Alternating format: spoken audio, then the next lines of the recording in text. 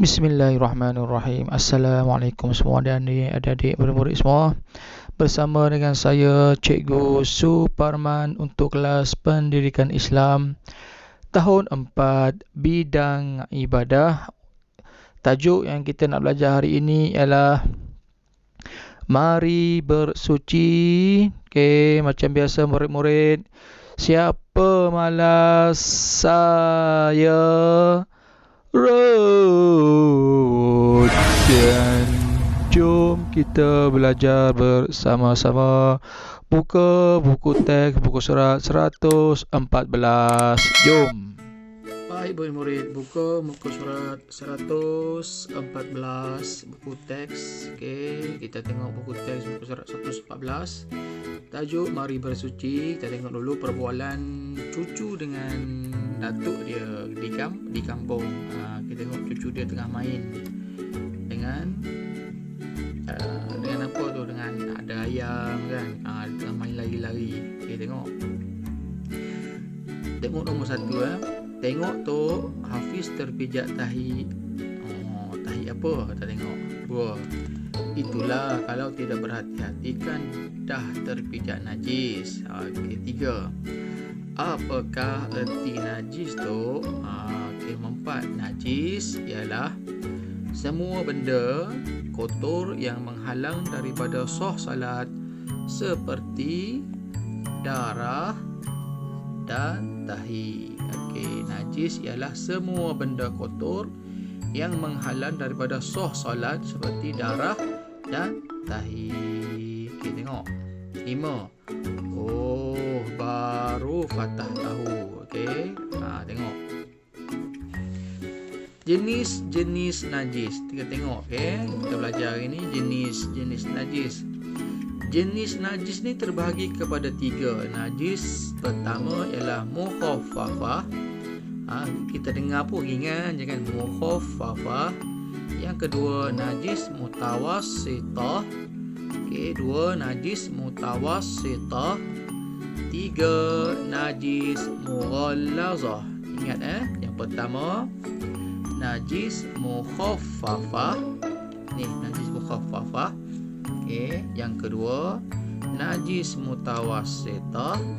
Yang ketiga najis mughallazah. Kita tengok maksud najis mukhaffafah. Kategori najis mukhaffafah: air kencing kanak-kanak lelaki yang berumur 2 tahun ke bawah yang tidak makan dan minum kecuali susu ibunya sahaja.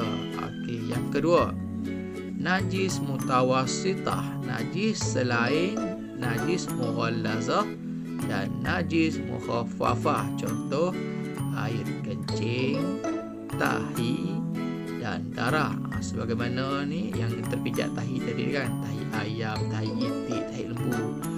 Seterusnya najis mughallazah. Okey, ni najis mughallazah, anjing.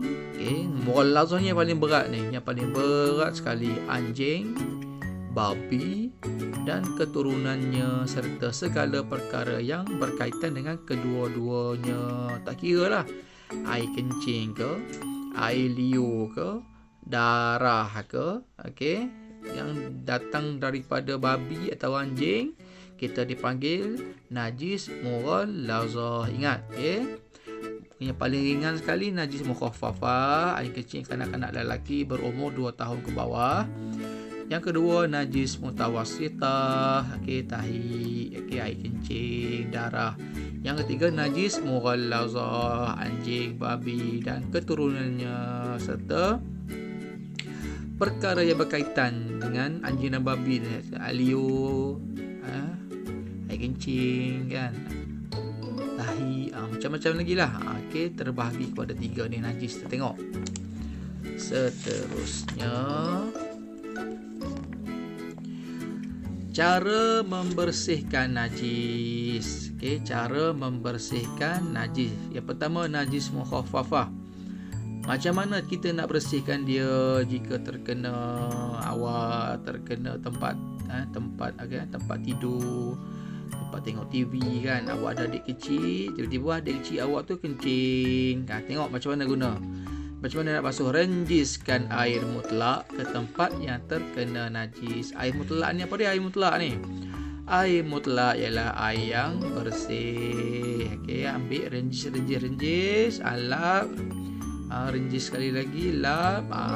Jadi cucilah tempat tu. Najis mutawassitah yang kedua, hilangkan najis yang terkena pada badan, pakaian atau tempat. Contoh awak terkena tahi ayam, tahi itik kan, ataupun darah, buang dulu, hilangkan najis dulu, kesat dengan tisu ataupun dengan kain. Selepas tu basuh dengan air mutlak sehingga hilang kesannya, sama ada warna, bau dan rasa. Kita boleh bau, ada lagi ni, basuh lagi. Kalau bau lagi, basuh lagi. Okey, warna, bau dan rasa. Yang ketiga, najis mughallazah. Macam mana cara nak cuci dia? Hilangkan najis. Okey, hilangkan najis yang terkena pada badan, pakaian atau tempat. Basuh dengan air tanah 1 kali. Okey, ingat, air, kita guna air tanah 1 kali. Air yang mengandungi air tanah 1 kali. 3. Basuh dengan air mutlak 6 kali hingga hilang bau, warna dan rasa. Okey, najis mughallazah ni daripada anjing dan babi tadi. Jika terkena, hilangkan najis dulu, basuh ataupun lap dulu. Lepas tu ambil air tanah 1 kali, air yang bercampur dengan air tanah. Jangan air bercampur tanah tu ada tai kucing pula, tak boleh. Air dan tanah yang bersih. Okey. Lepas tu siram, basuh. Dah 1 kali kita basuh dengan air tanah 1 kali ni, kita ambil air mutlak dan basuh dia sebanyak 6 kali hingga hilang bau, warna dan rasa. Jadi semua sekali 7 kali. Okey, air tanah 1 kali campur dengan air mutlak 6 kali. Itulah cara kita nak cucikan najis daripada najis mughallazah. Okey, tengok. Okey, di rumah, di tempat awam, di sekolah, pakai kasut supaya kita menjaga kebersihan. Okey, mandi, memakai pakaian bersih dan kemas. Okey, itu yang kita nak belajar hari ni. Okey. Ni anugerah murid terbersih ni. Siapa yang bersih, sekolah dia buat bagi hadiah. Okey, apa-apa yang kita nak belajar hari ni adalah kepentingan menjaga kebersihan. Cara nak basuh sekiranya terkena najis-najis yang terbahagi kepada 3 tadi. Okey, itu saja saya rasa untuk pembelajaran pada hari ini. Pastikan murid-murid sentiasa menjaga kebersihan, terutamanya pada musim pandemik COVID-19 ni. Jika keluar rumah, bila sampai di rumah, pastikan terus mandi, bersihkan pakaian mandi dan gunakan apa? Okey, gunakan penyembuh tu kan. Tak apa, guna sabun pun boleh, Dettol apa semua. Supaya kita terhindar daripada penyakit-penyakit yang berbahaya, yang terutamanya penyakit COVID-19. Itu saja daripada saya untuk hari ini. Jumpa lagi pada masa yang akan datang, pada kelas yang akan datang. Okey, ingat najis terbagi kepada 3: mukhaffafah, mutawassitah, mughallazah. Okey, jumpa lagi. Assalamualaikum.